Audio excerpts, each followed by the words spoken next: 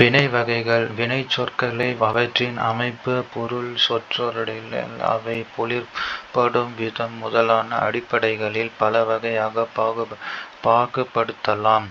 தனிவினையும் கூட்டுவினையும் வினைச்சொற்களை அமைப்பின் அடிப்படையில் தனிவினை, கூட்டுவினை என இருவகைப்படுத்தலாம். தனிவினை படியுங்கள், படிக்கிறார்கள். மேற்காணும் சொற்களை கவனியுங்கள். இவற்றில் படி என்னும் வினையடியும் சில ஒட்டுகளும் உள்ளன. படி என்னும் வினையடி பகப்பதம் ஆகும். அதை மேலும் பொருள் தரக்கூடிய கூறுகளாக பிரிக்க முடியாது. இவ்வாறு தனி வினையடிகளை அல்லது தனிவினையடிகளை கொண்ட வினைச்சொற்களை தனிவினை என்பர். கூட்டுவினை ஆசைப்பட்டேன், கண்டுபிடித்தார்கள். தந்தி அடித்தேன், முன்னேறினோம். மேற்காணும் சொற்களை கவனியுங்கள். ஆசைப்படு, கண்டுபிடி, தந்தியடி, முன்னேறு என்பன அவற்றின் வினையடிகள். அவை பகுபதங்கள் ஆகும். இவ்வாறு பகுபதமாக உள்ள வினையடிகளை கூட்டு வினையடிகள் என்பர். அவ்வகையில் கூட்டு வினையடிகளை கொண்ட வினைச்சொற்களை கூட்டுவினை என்பர். தந்தி அடி, தந்தி கூட்டல் அடி, தந்தி அடி. பெயர் கூட்டல் வினை, வினை. ஆணை கூட்டல் இடு, ஆணையிடு. கேள்வி கூட்டல் படு, கேள்விப்படு, கேள்விப்படு.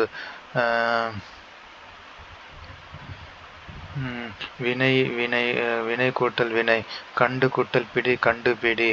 சுட்டு கூட்டல் காடு, சுட்டி காட்டு. சுட்டி கூட்டல் காட்டு, சுட்டி காட்டு. சொல்லி கூட்டல் கொடு, சொல்லிக்கொடு, சொல்லிக்கொடு.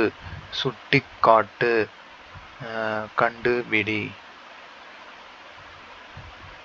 முன் ஏறு, முன்னேறு. பின்பற்று, பின்பற்று. கீழிறங்கு, கீழிறங்கு. இடை கூட்டல் வினை வினை. முதல் வினையும் துணை வினையும். முதல் வினையும் துணை வினையும். நான் படம் பார்த்தேன், கண்ணன் போவதை பார்த்தேன். இந்த சொற்றொடர்களில் பார் என்னும் வினை கண்களால் பார்த்தல் என்னும் பொருளை தருகிறது. இது பார் என்னும் வினையின் அடிப்படை பொருள் அல்லது சொற்பொருள், லெக்சிக்கல் மீனிங் எனலாம். ஓடப் பார்த்தேன், எழுதி பார்த்தால். இந்த சொற்றொடர்களில் ஓடப்பார், எழுதிப்பார் என்பன கூட்டு வினைகள் ஆகும். இவற்றில் 2 உறுப்புகள் உள்ளன. ஓட, எழுது என்பன முதல் உறுப்புகள். இவை அந்தந்த வினைகளின் அடிப்படை பொருளை தருகின்றன. பார் என்பது 2வது உறுப்பு. இது இவ்வினையின் அடிப்படை பொருளான பார்த்தல் என்னும் பொருளை தராமல் தனது முதல் உறுப்போடு சேர்ந்து வேறு பொருள் தருகிறது. ஓட பார்த்தேன், ஓட பார்த்தேன். இதில் பார் என்பது முயன்றேன் என்னும் முயற்சி பொருளை தருகிறது. எழுதி பார்த்தால். இதில் பார் என்பது சோதித்து அறிதல்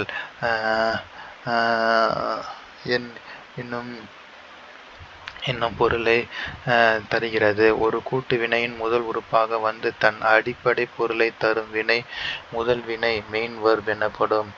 ஒரு கூட்டு வினையின் 2வது உறுப்பாக வந்து தன் அடிப்படை பொருளை விட்டுவிட்டு முதல் வினைக்கு துணையாக வேறு இலக்கண பொருளை தரும் வினை துணை வினை எனப்படும். கூட்டு வினையின் முதல் வினை செய்ய அல்லது செய்து வினை எச்ச வடிவில் இருக்கும். துணை வினை வினையடி வடிவில் இருக்கும். துணை வினை பால், இடம், காலம் காட்டும் விகுதிகளை பெறும். தமிழில் ஏறத்தாழ 40 துணை வினைகள் உள்ளன. அவற்றுள் பெரும்பாலானவை முதல் வினையாகவும் செயல்படுகின்றன. பார், இரு, வை, கொள், போ, வா, மூடு, முடி, விடு, தள்ளு, போடு, கொடு, காட்டு முதலானவை இருவகை வினைகளாகவும் செயல்படுகின்றன. துணை வினைகளின் பண்புகள். துணை வினைகள் பேசுவோரின் மனநிலை, செயலின் தன்மை போன்றவற்றை புலப்படுத்துகின்றன.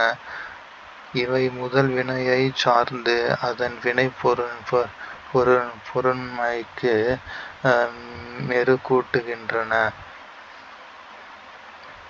பேச்சு மொழியிலேயே துணை வினைகளின் ஆதிக்கம் அதிகமாக உள்ளது.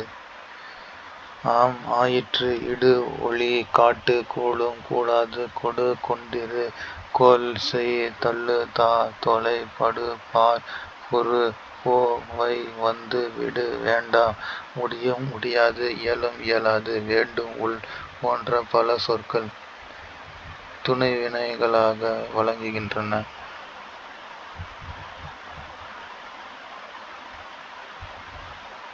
இது புத்தகம் மேசையில் இருக்கிறது முதல் வினை. என்னிடம் பணம் இருக்கிறது முதல் வினை. துணை வினை நான் மதுரைக்கு போயிருக்கிறேன். அப்பா வந்திருக்கிறார். வை அவள் நெற்றியில் பொட்டு வைத்தாள். அவன் வானொலியில் பாட்டு வைத்தான். நீ என்னை அழ வைக்காதே. துணைவினை அவர் ஒருவரை பாட வைத்தார்.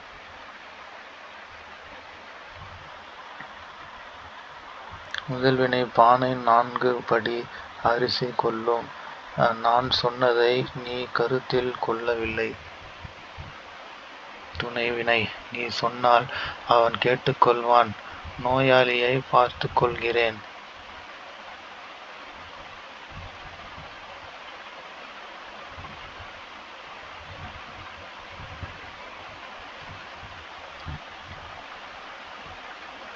நான் கடைக்கு போனேன். மழை பெய்யப் போகிறது.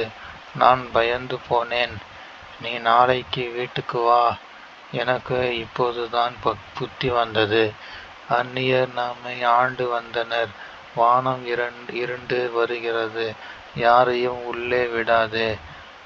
மழை விட்டதும் போகலாம். அடுத்த மாதம் நான் போய்விடுவேன். அப்பா இனி வந்து விடுவார். அவன் என்னை கீழே தள்ளினான்.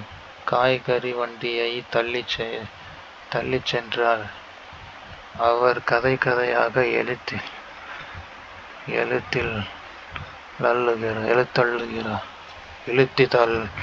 தள்ளுகிறார். அவர் அனைத்தையும் வாசித்து தள்ளுகிறான். போடு, புத்தகத்தை கீழே போடாதே. தலையில் தொப்பியை போடு. மலிவான விலையில் வாங்கி போட்டேன்.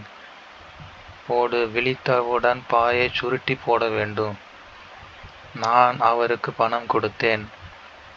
பசித்தவருக்கு சோறு வாங்கி கொடுத்தான். அவன் உயிரை கொடுத்து வேலை செய்கிறான். பாடம் சொல்லி கொடுப்பேன். காட்டு, தாய் குழந்தைகளுக்கு நிலவை காட்டினாள். ஆசிரியர் செய்யுளை பாடி காட்டினார். சான்றோர் காட்டிய பாதையில் செல். படித்தபடி நடந்து காட்ட வேண்டும். தமிழ் மற்றும் ஜப்பானிய மொழிகளில் துணை வினைகள் முதல் வினைகளுக்கு பின்பே இடம்பெறும். எடுத்துக்காட்டு: கீழே விழ பார்த்தான். இத்தொடரில் விழ என்பது முதல் வினை, பார்த்தான் என்பது துணை வினை. தமிழின் துணை வினை